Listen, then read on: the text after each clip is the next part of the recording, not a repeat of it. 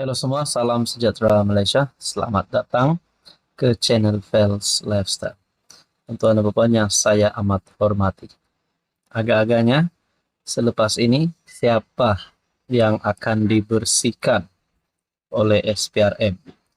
Adakah mana-mana YB, Datuk-Datuk, Tan Sri, ahli parlimen, ahli Dewan Undangan Negeri, siapapun juga pemimpin di negara ini yang didapati kotor, sakau, terlibat dengan jerung ataupun rasuah, memang perlu dibersihkan. Namun persoalannya, siapakah giliran pemimpin yang seterusnya akan dibersihkan? Namun saudara-saudara, sebelum mana-mana pemimpin dibersihkan, SPRM dalam satu kenyataan dikongsikan melalui sinar harian bertarik 23 Oktober. Siapa pula akan dibersihkan SPRM selepas ini? Harapkan pagar makan padi. Itu yang dapat digambarkan terhadap tindakan tali barut terdiri daripada beberapa pegawai dan anggota yang telah mencemarkan susu sebelanga dalam Jabatan Imigresen Malaysia.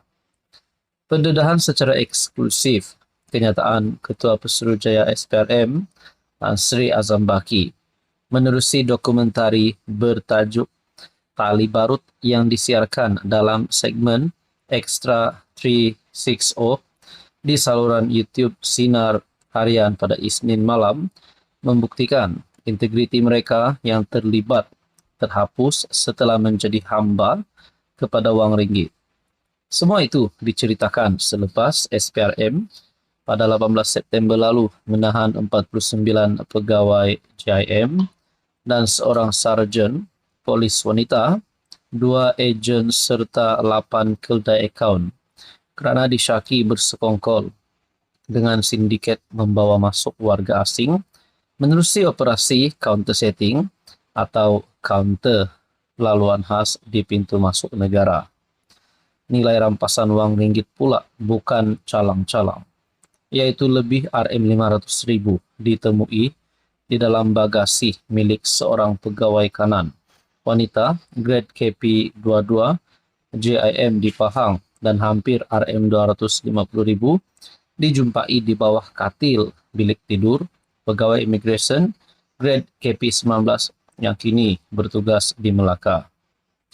Jumlah keseluruhan sitaan termasuk barang kemas, kenderaan dan akaun bank adalah lebih RM3.6 juta.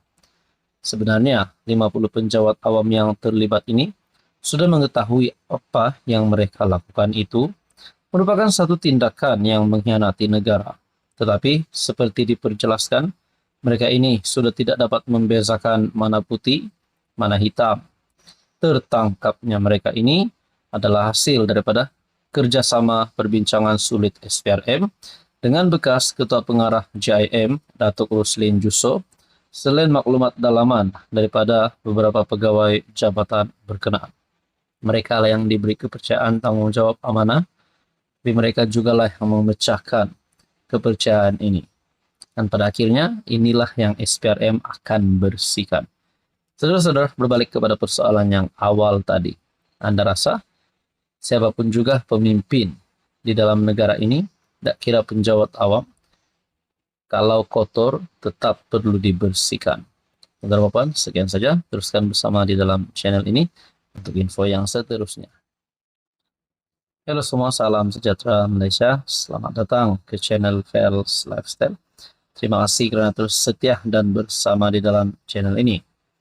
Saudara-saudara, apa dah jadi dengan kepimpinan Perikatan Nasional, kepimpinan pembangkang, ataupun kepimpinan bersatu? Kenapa tiba-tiba ada berita ada wakil rakyat daripada PN yang mengeluarkan perkataan yang tidak sepatutnya dikeluarkan di Dewan?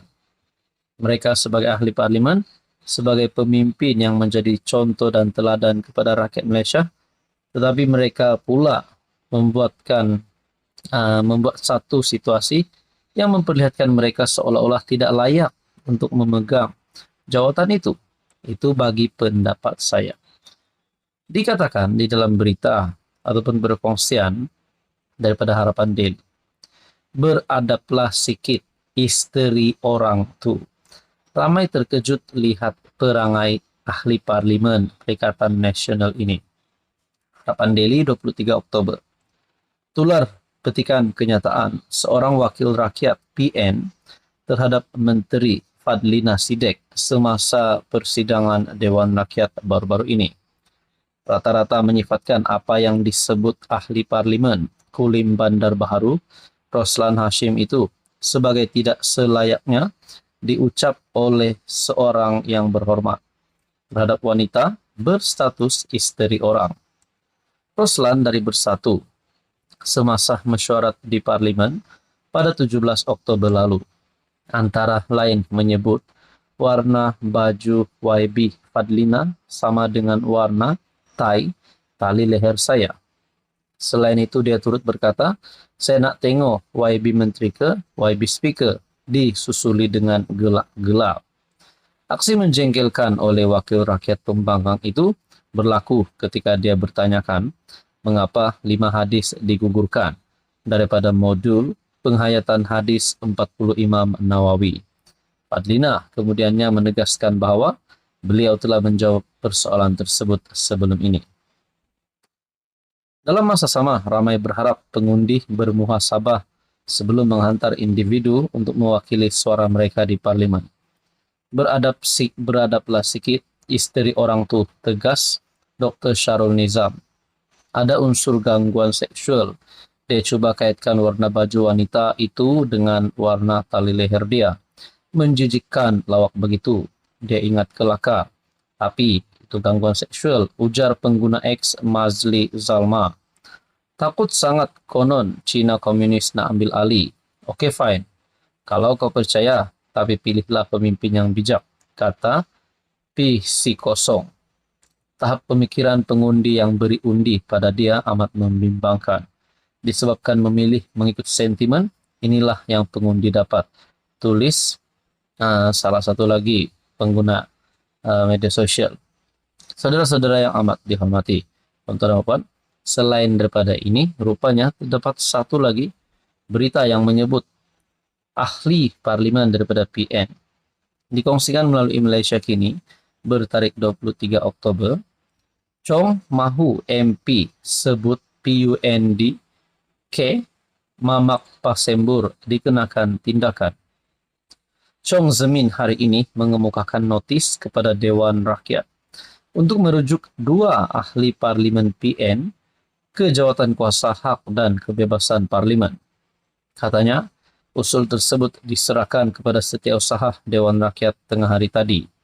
Langkah diambil oleh ahli parlimen Kampar itu dibuat dengan merujuk kepada penggunaan kata-kata yang dianggap melanggar etika parlimen, disebutkan pembangkang. Bercakap kepada media, Chong berkata, insiden pertama berlaku pada jam 12.30 tengah hari kemarin apabila Rosol Wahid PN Hulu Terengganu dengan bersahaja menyebut perkataan mencarut. Membacakan petikan yang disiarkan dalam Hansard Parlimen, Chong berkata, Rosol menyebutkan banyak cukai akan dibebankan di atas pundak rakyat, bukan PUNDK, ya, pundak. Ketika itu, Rosol mencela Hamzah Zainuddin yang berucap membahaskan belanjawan 2025. Insiden kedua, beberapa jam kemudian pada hari sama, melibatkan Afnan Hamimi, Taib Azamuddin, PN Alur Setar, yang berucap dengan menyatakan rasa kurang senang terhadap tindak tanduk Perdana Menteri. Jadi saudara-saudara yang amat dihormati, adakah kedua-dua ahli parlimen ini berisiko untuk digantung, dipecat ataupun bakal menerima tindakan undang-undang? Saudara-saudara, menurut anda, apa komen anda?